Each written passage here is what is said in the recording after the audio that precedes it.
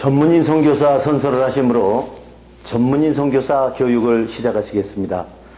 우리는 하나님을 창조주로 예수 그리스도를 구원해주로 성령님을 마음과 생각과 행동을 주관하시는 주로 성삼위일체 주 예수 그리스도로 섬기며 하나님의 영감을 받아 기록된 성경을 하나님의 뜻과 하나님의 말씀으로 믿고 그 계명을 성실하게 지키고 이행하며 자랑스러운 전문인 선교사의 신분으로 살아갈 것을 다짐한다.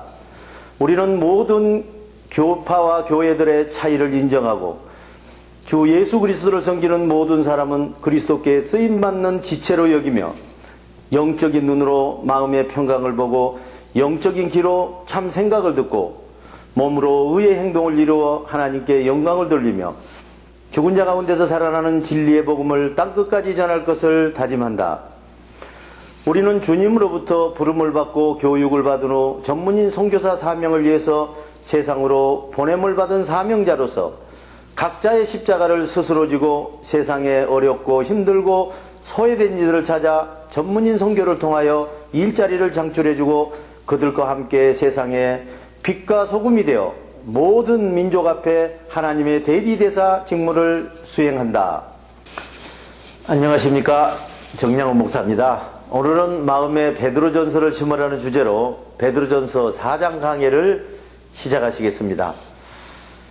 항상 고난받을 마음으로 무장하라. 베드로전서 4장 1절로 6절의 말씀입니다. 그리스도께서는 우리의 죄를 위하여 육신으로 고난을 받으셨습니다. 여러분도 같은 고난을 받을 마음으로 무장하십시오.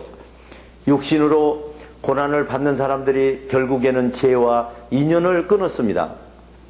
이제부터는 육신을 입고 살아갈 남은 때를 자기 만족을 위한 생각으로 행동하며 살지 말고 하나님의 만족을 위한 성령의 생각으로 행동하면서 살아가야 합니다.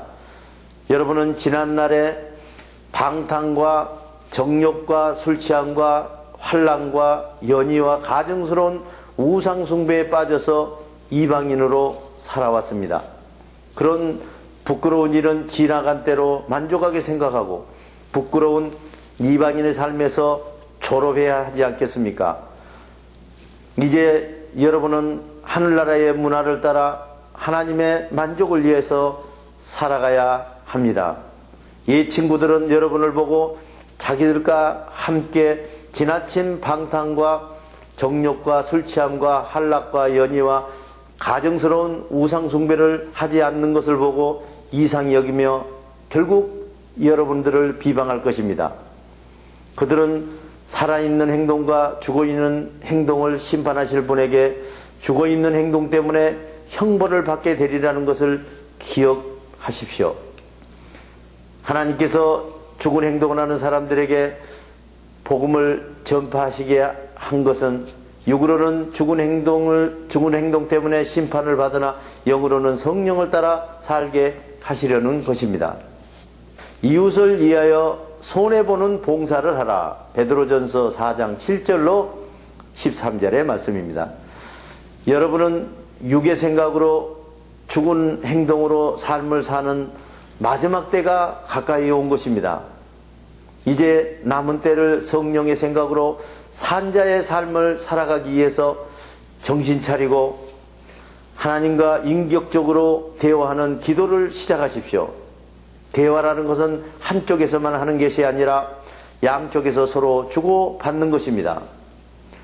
모든 일에 앞서 진정으로 서로 사랑하는 연습을 하십시오. 사랑은 허다한 죄를 용서해 줍니다. 여러분은 모두 하늘에 소망을 두고 땅에 사는 나그네들이니 같은 나그네를 소홀하게 대접하지 말고 불평 없이 따뜻하게 대접해 주십시오.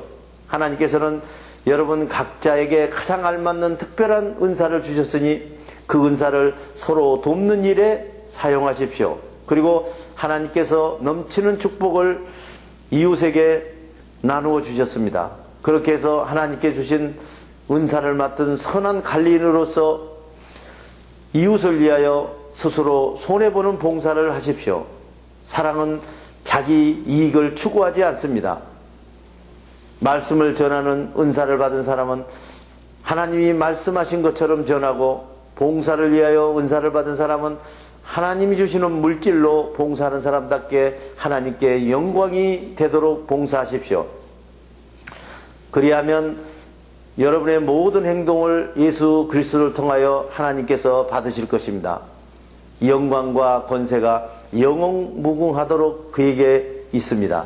사랑하는 여러분, 여러분을 훈련하기 위한 고난의 시련이 불길처럼 덮쳐오더라도 당황하거나 놀라지 마십시오. 훈련 후에 시험을 통과해야만 온전한 사람이 될 수가 있는 것입니다.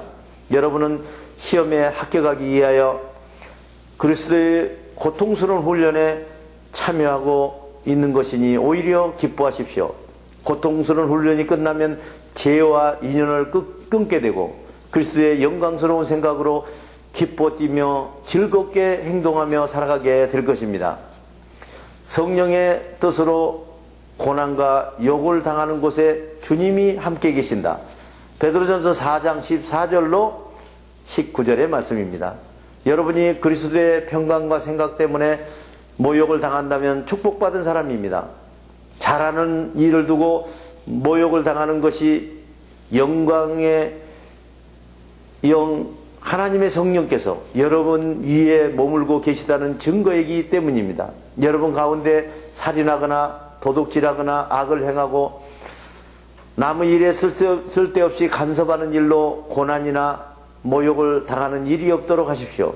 그러나 그리스도께서 주시는 평강을 지키고 성령의 생각을 행동으로 실천하다가 고난과 모욕을 당하면 부끄러워하지 말고 오히려 이 일로 인하여 그리스도께서 여러분과 함께 계신다는 것을 하나님께 감사하십시오. 심판은 하나님의 자녀부터 시작하는 것입니다. 하나님의 자녀이면서 진리의 기쁜 소식에 참여한 우리가 제일 먼저 심판에 참여한다면 복음의 기쁜 소식을 믿지 않고 살아가는 사람들에게 얼마나 무서운 심판이 기다리고 있겠습니까? 그들의 마지막을 한번 상상해 보십시오. 의롭다고 인정받는 하나님의 자녀들도 겨우 구원을 얻는다면 하나님을 믿지 않는 사람들의 마지막이 상상이 되십니까? 닥쳐올 그들의 말로가 안타까울 뿐입니다. 그러므로 하나님이 주신 평강과 생각을 행동으로 이루다가 고난을 당한 사람은 새로운 피조물로 지으시는 하나님께 모든 것을 다 맡기십시오. 하나님께서는 여러분이 계속해서 고난을 받도록 모르는 채 내버려 두지 않으실 것입니다. 대단히 수고하셨습니다. 주기도문을 하심으로 오늘 강의를 마치시겠습니다. 하늘에 계신 우리 아버지 이름을 거룩하게 하시며 아버지의 나라가 오게 하시며 아버지의 뜻이 하늘에서와 같이 땅에서도 이루어지게 하소서. 오늘 우리에게 일용할 양식을 주시고 우리가 우리에게 잘못한 사람을 용서해 준 것 같이 우리 죄를 용서해 주시고 우리를 시험에 빠지지 않게 하시고 악에서 구하소서. 나라와 권능과 영광이 영원히 아버지의 것입니다. 아멘.